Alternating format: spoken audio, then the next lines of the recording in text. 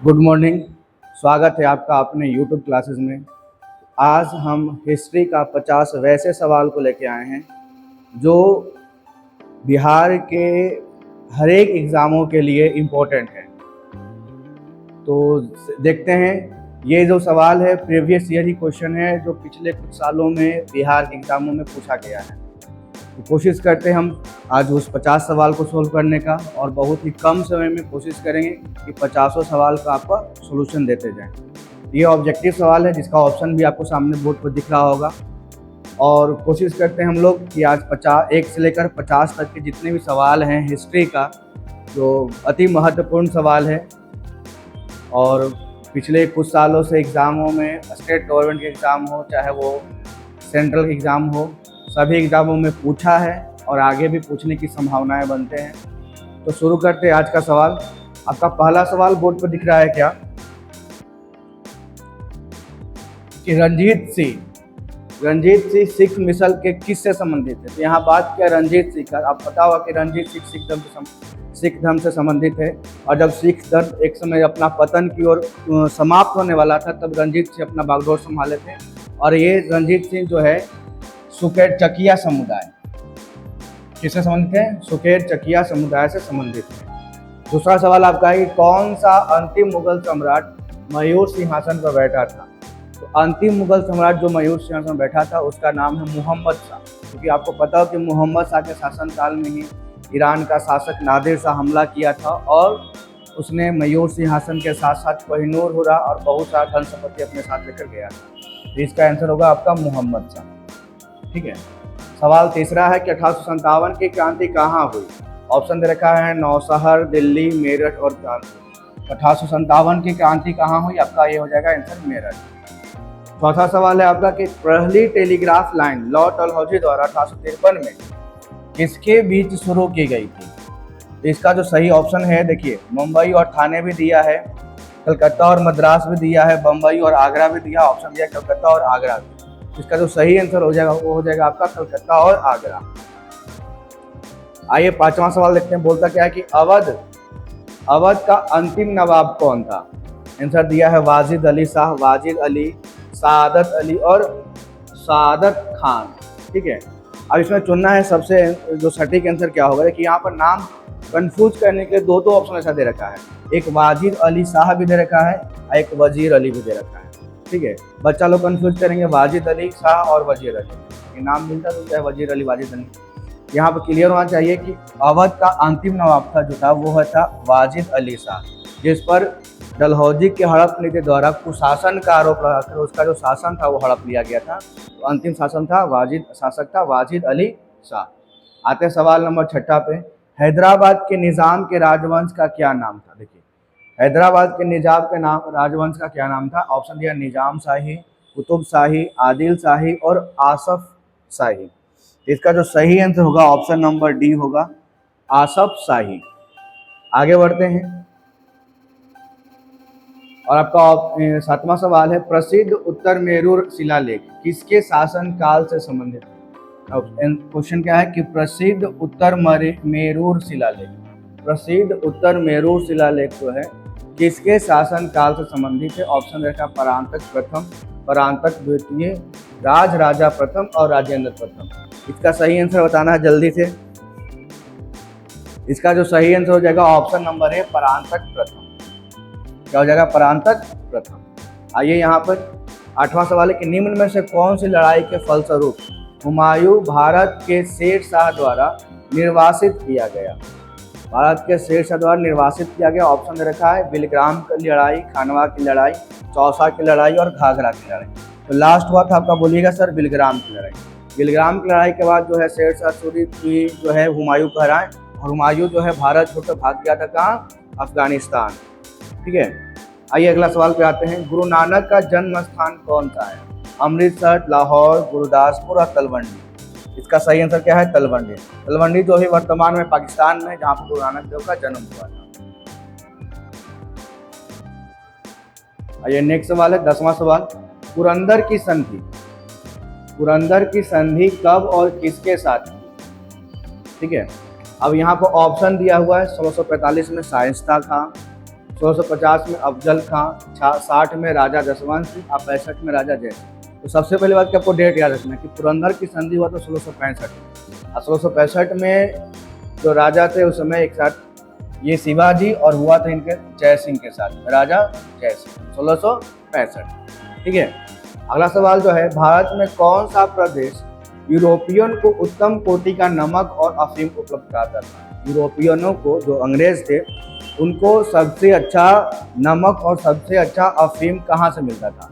यहाँ पर ऑप्शन दे रखा है कोरमंडल, गुजरात, बिहार और मालाबार। उस समय सबसे अच्छा अफीम और नमक का जो सबसे अच्छा उत्पादन होता था, ये होता था आपका हमारा बिहार से। ऑप्शन नंबर सी।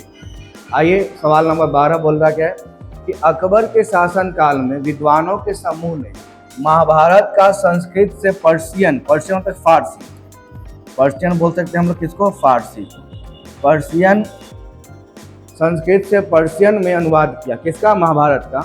इस पर्शियन अनुवाद को क्या कहा जाता है? तो फारसी में अनुवाद किया गया महाभारत का, तो उस किताब का नाम क्या रखा गया? ऑप्शन दे रखा है आपका यहाँ पे सकीनत उल औलिया, रज़्मनामा, इकबालनामा और अकबरनामा। इसका जो सही आंसर हो क्या हो जाएगा? रज़्मनामा। रज़्मनामा जो महाभारत जो हम लोग का संस्कृत भाषा में था, उसको अकबर द्वारा, जो अकबर के शासनकाल में कन्वर्ट करवाया गया था फारसी भाषा में। तो जो फारसी भाषा में कन्वर्ट हुआ तो उस किताब का जो नाम पड़ा रज़्मनामा। आइए यहाँ पर नूरजहाँ का वास्तविक नाम क्या है? ऑप्शन रखा है जेबुनिसा, फातिमा बेगम, मेहरुनिसा और जहाँ आरा। इसका जो सही आंसर क्या हो जाएगा? मेहरुनिसा। शाह नूरजहाँ का जो वास्तविक नाम है वो क्या है आपका? मेहरुनिसा। ठीक है। तो 13 सवाल इधर हुए हैं। आगे आते हैं।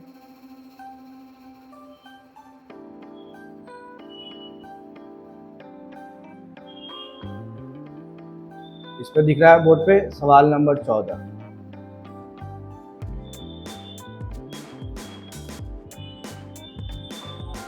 सवाल नंबर 14 बोलता क्या है कि गोलकोंडा के राजा कहलाते थे। गोलकोंडा के राजा को क्या कहा जाता था? ये ऑप्शन दे रखा है। ऑप्शन नंबर ए में है कुतुब शाही, ऑप्शन नंबर बी में है निजाम शाही, सी में है आदिल शाही और डी में है इमाम शाही। तो सही आंसर होगा ऑप्शन नंबर ए, कुतुब शाही। ठीक है। सवाल नंबर 15 है कि उड़ीसा के गजपति राजवंश का संस्थापक कौन था? ऑप्शन देखा पुरुषोत्तम, कपिलेंद्र, प्रतापरुद्र और विद्याधर। इसका जो सही आंसर हो जाएगा वो कपिलेंद्र। क्या आंसर हो जाएगा? कपिलेंद्र। ठीक है। आइए सवाल नंबर 16 बोलता क्या है कि कश्मीर का जैनुल आबिदीन, कश्मीर का जैनुल आबिदीन जिनका शासनकाल है 1420 से 1470, जो अपनी कला और साहित्य की संरचना के लिए प्रसिद्ध थे, किस राजवंश से संबंधित था? तो आपसे पता है कि जैनुल आबिदीन का जो संबंध है वो किस राजवंश से है? ऑप्शन दे रहा है शाह अमीर, दूसरा है इलियास शाही, तीसरा है फारूकी और चौथा है आपका मतलब डी है मुजफ्फर शाही। इसका सही जो आंसर हो जाएगा वो हो जाएगा आपका शाह अमीर। क्या हो जाएगा? शाह अमीर जो सही आंसर है। ठीक है।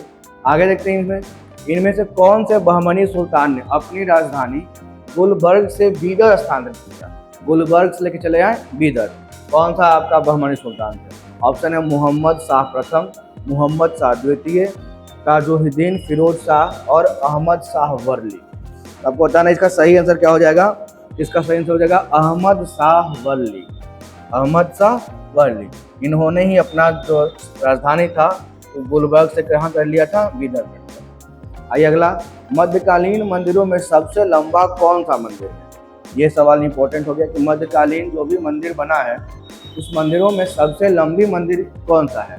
ऑप्शन दे रखा है आपका एलोरा का कैलाश मंदिर, कोणार्क का सूर्य मंदिर, उदयपुर का नीलकंठेश्वर मंदिर और तंजौर का बृहदेश्वर मंदिर। तो सबसे लंबा जो मंदिर हो जाएगा वो तंजौर का हो जाएगा बृहदेश्वर, तंजौर का बृहदेश्वर।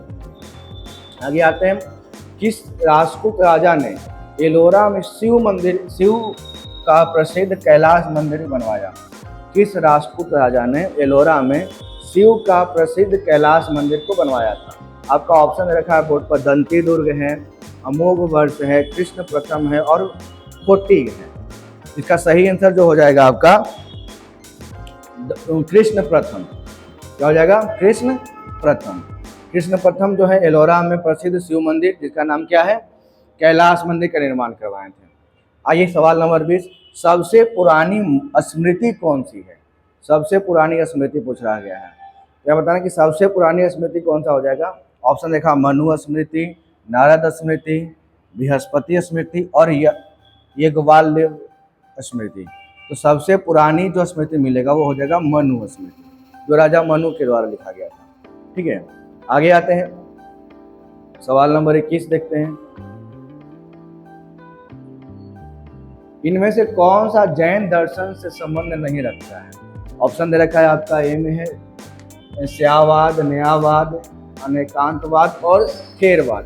तो जिनका संबंध जैन धर्म से नहीं है, जैन दर्शन से नहीं, वो है आपका न्यायवाद। ठीक है, अगला सवाल आपका है कि किसने सबसे पहले ब्राह्मणों को भूमि उपहार की रीति शुरू की? मतलब ब्राह्मणों को भूमि दान में देना शुरुआत किया था। ऑप्शन दे रखा है सातवाहन, भी है आपका शुंग, तीसरा है आपका कण्व वंश और चौथा है आपका गुप्त। तो सबसे पहले ब्राह्मणों को भूमि देने की जो रीति है उसका शुरुआत किए थे सातवाहनों में। किसने? सातवाहनों में। आते हैं, भारत में सोने के सिक्के सर्वप्रथम किसने जारी किया था?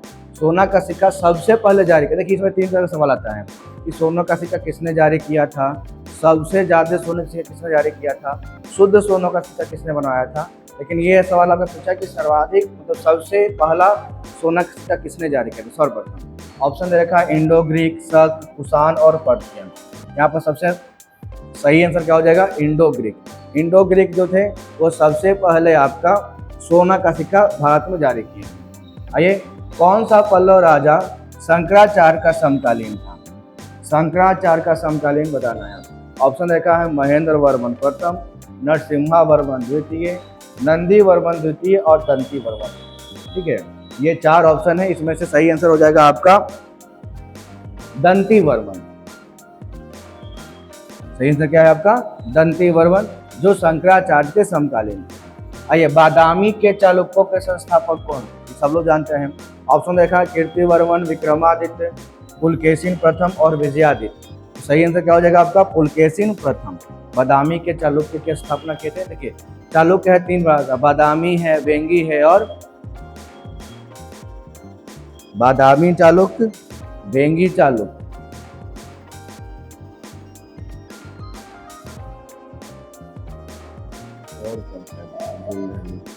अच्छा दिमाग में बता, उसमें बादामी चालुक्य का संस्थापक थे आपका पुलकेशिन प्रथम। ठीक है, आगे आते हैं। 26वां क्वेश्चन है कि किस चीनी बौद्ध यात्री ने हर्ष के साम्राज्य का दौरा किया था? तो हर्ष के साम्राज्य क्या था? हेनसांग। ऑप्शन नंबर सी, हर्ष के साम्राज्य का दौरा किया था चीनी यात्री हेनसांग। ठीक है, इसमें और भी ऑप्शन है, इत्सिंग भी है, फाहियान भी है, वैंगहुन तसी है और हेनसांग। तो हर्ष से शुरू हो रहा है, आपका हेनसांग याद रखना। दोनों मैच करेगा, नाम का पहला लेटर आंसर मिल जाएगा। ठीक है,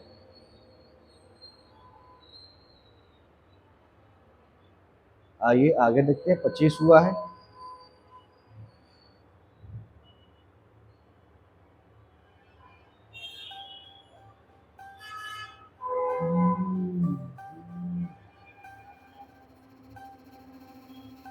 आइए सवाल नंबर, अच्छा इसमें 25 था, अच्छा 26 हो गया, 27। सवाल नंबर 27 में क्या बोला गया है कि किस गुप्त राजा ने अपने शासन के अंतिम काल में बौद्ध धर्म को गले लगा लिया और नालंदा विश्वविद्यालय की स्थापना? ऑप्शन दिया है कुमारगुप्त द्वितीय, कुमारगुप्त प्रथम, चंद्रगुप्त प्रथम और चंद्रगुप्त द्वितीय। तो बताना है कि कौन सा बौद्ध ये गुप्त राजा थे जिन्होंने अपने जीवन के अंतिम समय में बौद्ध धर्म अपना लिए थे और नालंदा विश्वविद्यालय की स्थापना की। जानते हो कि नालंदा विश्वविद्यालय की स्थापना किसने किया था? कुमारगुप्त प्रथम ने। किसने? कुमारगुप्त प्रथम ने। यहाँ कंफ्यूज करने के लिए दोनों नाम दिया है, कुमारगुप्त द्वितीय भी दिया है और कुमारगुप्त प्रथम भी दिया है, लेकिन सही आंसर क्या हो जाएगा? कुमारगुप्त प्रथम। आगे आते हैं। कौन से गुप्त सम्राट अपने सिक्कों पर बांसुरी या बीना बजाते हुए प्रस्तुत किए गए? ये तो बच्चा भी जानता है, कौन हो जाएंगे? समुद्र। ठीक है, आगे आते हैं। इनमें से कौन सा साहित्य द्रविड़ वेद के नाम से जाना जाता है? ऑप्शन है प्रबंध है, तेवरम है, इतु तोगई है और पट्टू पट्टू है। कौन सा साहित्य जो है आपका द्रविड़ वेद के नाम से जाना जाता है? इसका आंसर हो जाएगा तेवरम। क्या आंसर हो जाएगा? तेवरम। अगला सवाल है आपसे कि जैन परंपरा के अनुसार पहले तीर्थकर कौन थे? जैन परंपरा के अनुसार पहले तीर्थकर, ऑप्शन दे रखा है स्थूल बाहु, अग्निसार, ऋषभ देव और हेमचंद। बताना है आपका सही आंसर कि जैन परंपरा के अनुसार पहले तीर्थकर कौन थे। इसका सही आंसर हो जाएगा आपका ऋषभ देव। कौन हो जाएंगे? ऋषभ देव। आगे सवाल पूछा है कि इनमें से कौन से प्रथम बौद्ध नन थे, मतलब बौद्ध भिक्षुणी। ठीक है, ऑप्शन दे रखा है यशोधरा, प्रजापति गौतमी, सुजाता और महामाया। ठीक है, इसका जो सही आंसर क्या हो जाएगा आपका? प्रजापति गौतमी। आपको पता भी है कि गौतम बुद्ध के जन्म के कुछ दिन बाद ही, कुछ महीने बाद ही इनकी माता का देहांत हो गया था, तो इनका पूरा पालन पोषण जो है ये प्रजापति गौतमी ही की थी, जो इनकी मौसी लगती थी। ठीक है, अब पहली भिक्षुणी भी वही थी, बौद्ध भिक्षुणी, जिन्होंने बौद्ध धर्म को अपनाया था। इनका नाम क्या है? प्रजापति गौतमी। आइए सवाल 32 देखते हैं। इनमें से कौन से तमिल भूमि की बाइबिल के नाम से जाने जाते हैं? तमिल भूमि की बाइबिल, और ऑप्शन दे रखा है आपका शिल्पाधिकारम, मुरुगरुपाडिया, तिरुकुरल और आयनुन गुरुनून। इसका जो सही आंसर हो जाएगा तिरुकलूल, तिरुकरुरल। ठीक है, आगे आते हैं सवाल नंबर 33। संगम साहित्य की भाषा कौन सी है? संगम साहित्य की भाषा कौन सी? और ऑप्शन दे रखा है आपका तमिल, प्राकृत, पाली और संस्कृत। सवाल नंबर 33 का बात चल रहा है। संगम साहित्य की भाषा कौन सी है? आपका ऑप्शन है तमिल, प्राकृत, पाली और संस्कृत। इसका जो सही आंसर हो जाएगा आपका तमिल।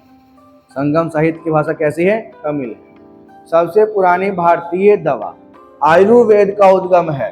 और देखिए ये एक इम्पोर्टेंट क्वेश्चन हो गया कि आयुर्वेद का जो उत्पत्ति हुई है वो हम लोग के किस वेद से हुआ है?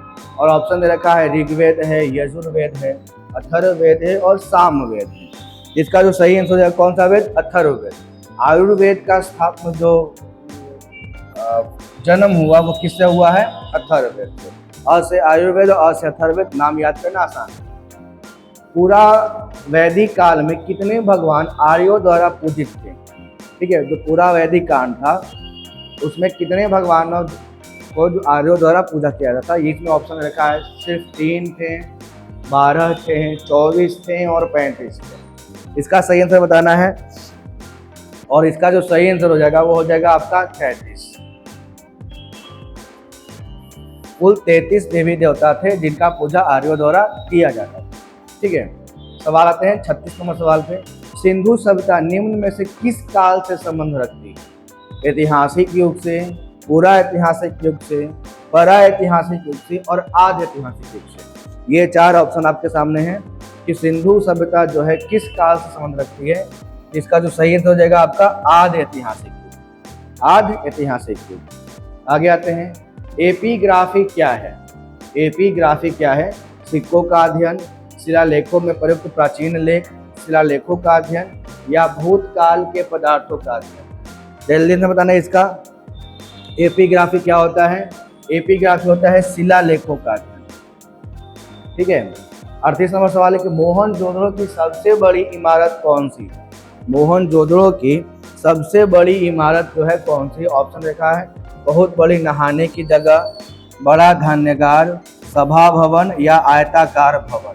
ठीक है, इसका जो सही आंसर हो जाएगा वो हो जाएगा आपका धन्यगार, जिसको अन्नागार भी बोला जाता है। ठीक है, ग्रेट ग्रैंडी अन्नागार बोला जाता है।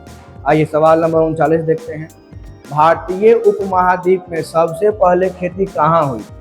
भारतीय उपमहाद्वीप में जो है सबसे पहले खेती कहाँ हुआ था? ऑप्शन दे रखा है हड़प्पा, मेहरगढ़, मोहनजोदड़ो और आमरी। तो खेती का जो साक्ष्य मिला था सिंधु घाटी सभ्यता में वो मिला था मेहरगढ़ से। ठीक है, साक्ष्य कहाँ से मिला है? मेहरगढ़। आइए सवाल नंबर 40। मानव आत्मा का एक शरीर से दूसरे शरीर में गमन किस वैदिक साहित्य का विश्वास है? मानव आत्मा का एक शरीर से दूसरे शरीर में गमन करना जो है किस वैदिक साहित्य का विश्वास है? आपका ऑप्शन है संहिता, ब्राह्मण, अरण्यक और उपनिषद। इसका जो सही आंसर हो जाएगा वो हो जाएगा आपका उपनिषद। ठीक है, आइए 40 के बाद 10 सवाल और बचा हुआ है।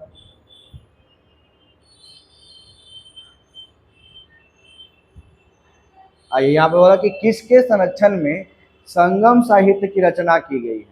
ऑप्शन दे रखा है चोल के, चेर के, पांडे के और चालुक्य। अगर आप पढ़िएगा दक्षिण भारत के इतिहास तो चेर, चोल, पांडे ये तीन को इंपॉर्टेंट आते हैं। फिर उधर में आते हैं चालुक्य, राष्ट्रकूट। ठीक है, इसमें संगम साहित्य की जो रचना की गई थी वो किसके शासन में हुआ था? पांडे काल के शासन में हुआ था। किसके समय में? पांडे के समय में हुआ था। आइए 42, हर्यक राजवंश की स्थापना किसने किया था? ये इंपॉर्टेंट है कि हर्यक राजवंश की जो है स्थापना किसके द्वारा किया गया था। ऑप्शन है अजातशत्रु, बिंदुसार, बिंबिसार और कालासुर। हो जाएगा आपका बिंबिसार। हर्यक राजवंश के संस्थापक कौन थे? बिंबिसार। आइए भारत में पहली बार महायान बौद्ध ने आदर्श पूजा का अभ्यास प्रारंभ किया। इन्होंने कब से अभ्यास जो है आरंभ किया था? देखिए, महायान शाखा ने, बौद्ध धर्म का दो शाखा है, हीनयान और महायान। ठीक है, तो महायान शाखा ने जो है वो आदर्श पूजा का अभ्यास कब से शुरुआत किया था? इसका ऑप्शन है 4वीं शताब्दी में, 3री शताब्दी में, 1ली शताब्दी में और यहाँ 4वीं शताब्दी ईसा पूर्व भी है, 3री शताब्दी ईसा पूर्व है, 1ली शताब्दी है और 4वीं शताब्दी सिर्फ बोला है। इसका जो सही आंसर हो जाएगा आपका 1ली शताब्दी में। कब? 1ली शताब्दी में। सवाल है आपका 44, बोला क्या है? इनमें से कौन सा सबसे पुराना जैन ग्रंथ कहा जाता है? ऑप्शन है 12 अंग, 12 उपांग, 14 पूर्व और 14 उप पर्व। यहाँ पर्व होगा, पूर्व नहीं है। 14 पूर्व और 14 उप पर्व, 14 पर्व और 14 उप पर्व। ये 4 ऑप्शन में है, 12 अंग, 12 उपांग, 14 पर्व और 14 उप पर्व। तो कौन सा सबसे पुराना जैन ग्रंथ कहलाएगा? इसका सही आंसर हो जाएगा आपका 14 पर्व। क्या कहलाएगा? 14 पर्व, जो सबसे पुराना जैन ग्रंथ कहा जाता है। आइए यहाँ देखते हैं कब और किसके द्वारा अशोक के शिलालेख में जूना के गुण अक्षरों को प्रथम बार पढ़ा गया था। अशोक के शिलालेख को पढ़ने का श्रेय किसका होता है? James precept. कब का समय है? 1837, जब जेम्स प्रिसेप्ट ने अशोक के शिलालेख को पहली बार पढ़ा था। आइए सवाल नंबर 6 क्या बोलता है कि किस बौद्ध सन्यासी के प्रभाव में आकर अशोक जो है बौद्ध धर्म का अनुयायी बन गया था? तो वो थे आपका उपगुप्त। उपगुप्त द्वारा शिक्षा ग्रहण किए और अशोक जो है सो बौद्ध धर्म कलिंग युद्ध के बाद अपना लिए थे। ठीक है, आइए सवाल नंबर 47, भारत सरकार द्वारा अपने देश के राष्ट्रीय चिन्ह के रूप में अपनाया गया अशोक की राजधानी सारनाथ पिलर के धर्म चक्र में कितनी तीलियां हैं? वो जो अशोक चक्र जो है उसमें कितनी तीलियां हैं? तो सब लोग जानता है कितना तीली होगा? 24 तीली। आइए, कब और किसके शक युग प्रारंभ किया? कब और किसने? शक समय की शुरुआत किसने किया था? यहाँ पर ऑप्शन दे रखा है कडफिस 58 ईसा पूर्व, रुद्रदावन 178 ईस्वी, विक्रमादित्य 58 ईसा पूर्व और कनिष्क जो है 78 ईस्वी। यहाँ सवाल है कि शक संवत का शुरुआत किसने किया था? तो शक संवत का शुरुआत किया था कनिष्क ने 78 ईस्वी में। किसने? कनिष्क 78 ईस्वी में। आइए, किस चीनी राजा ने 220 ईसा पूर्व चीन की विशाल दीवार को बनवाया था? तो चीन की विशाल दीवार को बनवाया था आपका शी हुआंग-टी ने, शी हुआंग-टी। आइए, दक्षिणापथपति की पदवी पहले किसने ग्रहण की? दक्षिण पथपति की पदवी ऑप्शन दे रखा है आपका गौतमी सातकर्णी, खारवेल, श्री सातकर्णी प्रथम और रुद्रदावन। इसका जो सही आंसर हो जाएगा वो हो जाएगा आपका श्री सातकर्णी प्रथम। हो जाएगा श्री सातकर्णी प्रथम। तो आज के इस क्लास में हमने कोशिश किया कि 50 वो महत्वपूर्ण सवाल को सोल्व किए जो आपका एग्जाम के लिए ज़्यादा इम्पोर्टेंट था। तो चलिए आज का क्लास यहीं